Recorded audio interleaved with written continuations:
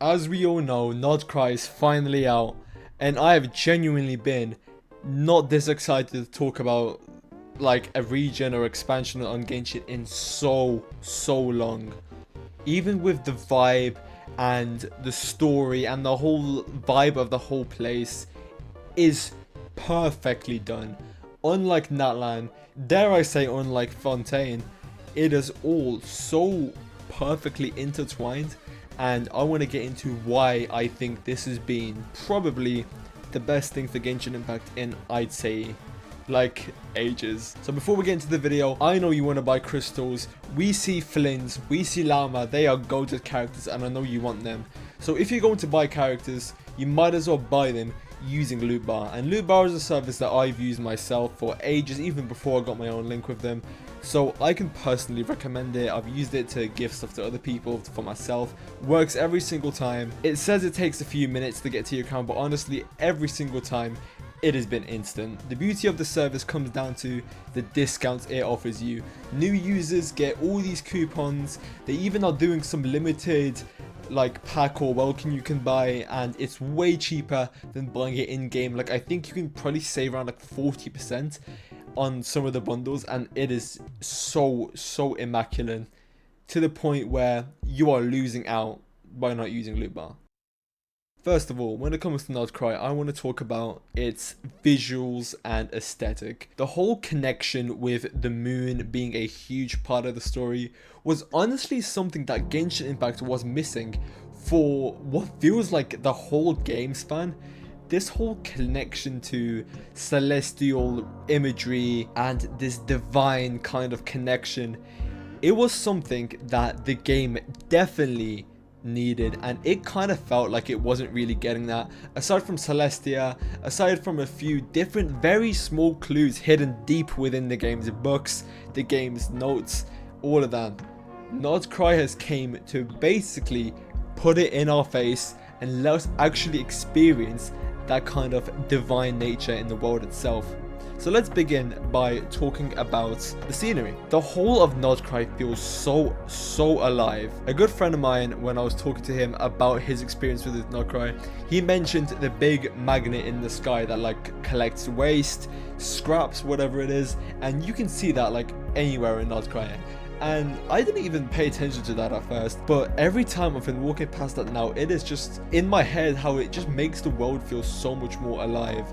The scenery in every region is beautiful. I haven't really explored the top part yet, but I have 100%ed both the Frost Moon Signs region and the Clanker region. And the Frost Moon Signs region, I don't think I have had more fun exploring in ages. Now let me quickly move on and talk about the exploration system in Nod-Krai and what I'm getting from it. So reputation, the fountain tree sigil thing, and the treasure compass are all now intertwined into one thing across each region. And in my humble opinion, I don't think Genshin has done exploration this good ever before. This was a huge step forward in terms of progression when it comes to exploration. Is basically perfect in my books. I'd say it's perfect because you can go around. The more you explore, the more you level up your compass. The compass detects oculi, and when you reach higher percentage amounts of exploration, just every chest pops up on the map so you don't miss it. And that is a really considerably huge change, because I think I have spent too long of this game relying on videos and just third-party tools in order to complete my exploration. Exploring without those has always been like heavily advised against, but now this new treasure compass system, while technically using videos and an interactive map is more faster if you're trying to speedrun it, regular exploration has now become the most fun it has ever been, in my opinion. I have not used the interactive map once, aside from finding the shrines of depth and marking those on the map, because you still can't do that. So I have been marking the shrines of depth on the interactive map, but nothing else. I've been collecting Oculus left and right, because you can in this region. You don't feel like collecting oculi or collecting a chest is going to pain you in the ass later because you're going to have to look for it on the interactive map. No. And speaking of, even right now, as I'm recording this video, even now, there are so many chests and points of interest that are just missing from the interactive map, where I've tried using them to like help me with specific puzzles, but they just don't work because the chest isn't marked on the map or anything, and it really confuses me.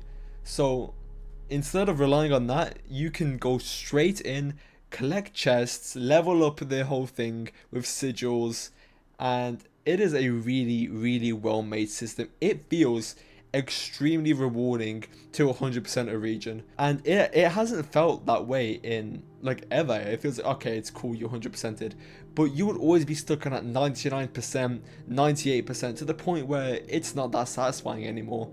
You just get it and you're like, finally. But with Nod-Krai, it kind of feels like you know when you're gonna hit 100, and it's like an extremely satisfying feeling to complete regions. Like, I am having so much fun with exploration. It hasn't been this good, but I am talking a bit too much. And now I want to start talking about the characters.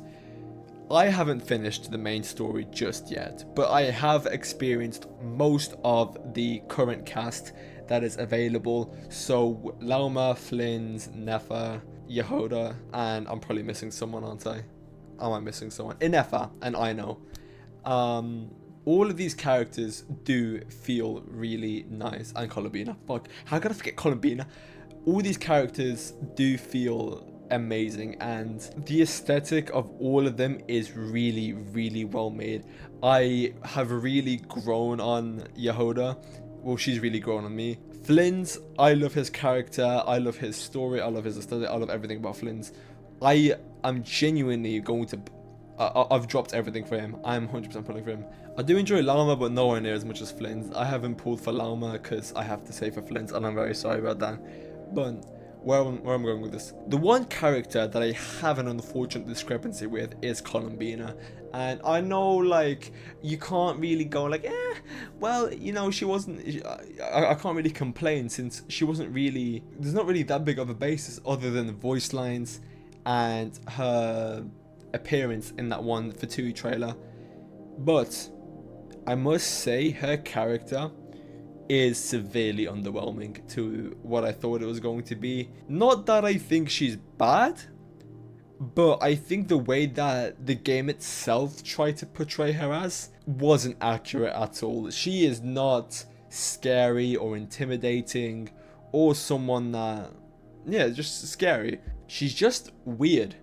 And weird in not the cool way where it's like, oh my god, I want to find out more about this character. It's like weird as in like socially weird in a way where it feels like not that interesting of a character to like really get into. I think they tried to make her seem mysterious, but the execution doesn't really go all that well, especially with like what they kind of did with the food, where they brought the food over and she just kept eyeing the food, and I was getting horrible flashbacks from Raiden. But where am I getting at with this? I really want to say, like, everything is great, and I'm sad that Columbina doesn't meet my or a lot of people's expectations. But there are a lot of people who have been saying some really like pathetic things about Dan, where it's like, it's one character, you can't really hate that much. You can say, oh, I wish it was this way, but you can't go and then be like crying about it like it's like your mom died or something like that. That's not how it works. You don't do that. And some of these people are so chronically online that it does lead to that, honestly. Now, honestly, I'm a bit disappointed in the quality of life department, because we got a really good resin change, but it wasn't increasing the cap or the flow rate of it, and I don't really get what they're going for, unless they are planning on making resin have a 300 resin max. But I don't know what to think of that. I don't know if I believe they're going to do that, because I feel like if they would have done it, they would have done it already. But condensed resin is now 60, which means with 200 resin you can only craft 3, I think it is. And now condensed resin feels like something more that you would use to like save resin for the day, or like if you're busy or you're gonna go away. And while yeah, that's good, it's better than none. And the fact that you don't need to condense resin to use 40 resin, on a domain anymore. That's an amazing change, but it kind of feels like it's not all there. It feels kind of half-baked in the way that if there was like they wanted to do more and add 300 resin limit, because that's what it would make sense, because then 60 times 5 would be 300 and it would be kind of perfect. Now, while that does point evidence to suggest that we will get it somewhere down the line, I still am kind of disappointed it all didn't come at once, because if we got this massive overhaul at the start of this new region, it would have been considerably so much better. But to be honest, they have given us a lot, and I'm not going to complain that one change isn't in the game yet when they've made a lot of other ones, and a lot of ones that honestly needed to be there ages ago. But yeah, that about wraps up my opinions, my quick overview, kind of like my first impression of Nod-Krai. Hope you all enjoyed, hope you're gonna have an amazing day, and your mom eats carpet. Subscribe.